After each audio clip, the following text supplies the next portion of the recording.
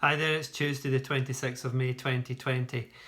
I think the term social isolation is obviously one that has come to the fore in recent times. I don't know if it was something which was used much before that, but we certainly are very well aware of it now. And the word isolation, if we look it up in the dictionary, can mean different things. It can mean confined, detached, disconnected, disengaged, segregated, separated, alone. Not something that any of us want to be, I'm sure.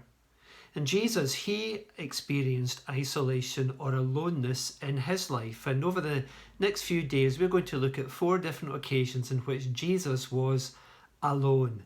And today we're looking at the first of those occasions, which is the desert. Now, you can feel alone when you're by yourself, and you can feel alone when you're with other people or you're in a crowd. Feeling alone or being alone doesn't necessarily mean being on your own. There's a very good website I would recommend for anybody that is facing loneliness, and it's called campaigntoendloneliness.org.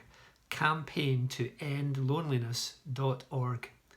On that website it says that the fact of loneliness can actually increase mortality by even as much as 26%.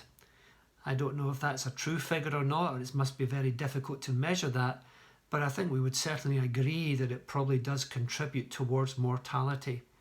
It can contribute towards perhaps heart disease, stroke, high blood pressure, dementia, poor sleep, lack of self-esteem, many different physical, mental and emotional conditions perhaps can attribute some of the cause to loneliness. And of course, many people in our world are lonely today, whether they are on their own or whether they're even part of a family, but perhaps they just feel lonely and alone.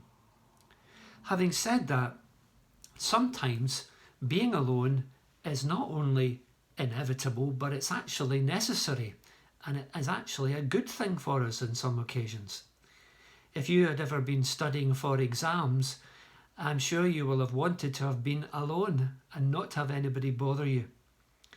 Or if you were making a private phone call, you certainly don't want someone else in the room.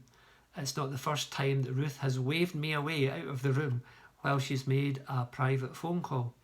So there are times when being alone is actually a good thing and it's actually necessary. When we look at Jesus' life, as I say, he was on his own and he was alone sometimes. And the first of those occasions I'm looking at is in the desert in Matthew chapter 4. And it says this: "Then Jesus was led by the Spirit into the desert to be tempted by the devil. And after fasting for 40 days and 40 nights, he was hungry.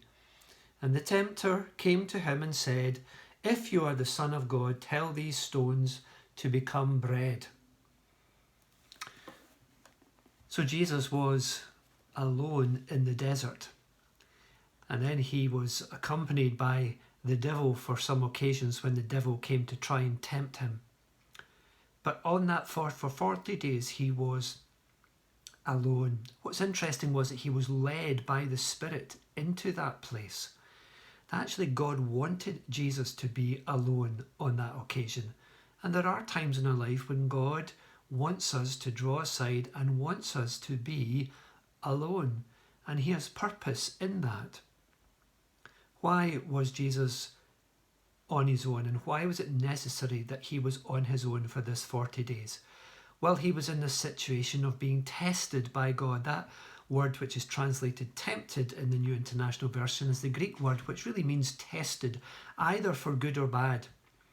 What do I mean by that? Well, say there was some DNA found at a crime scene and you were one of the suspects because you had used that room on occasion, and your DNA was taken and it was taken to the laboratory and it was tested.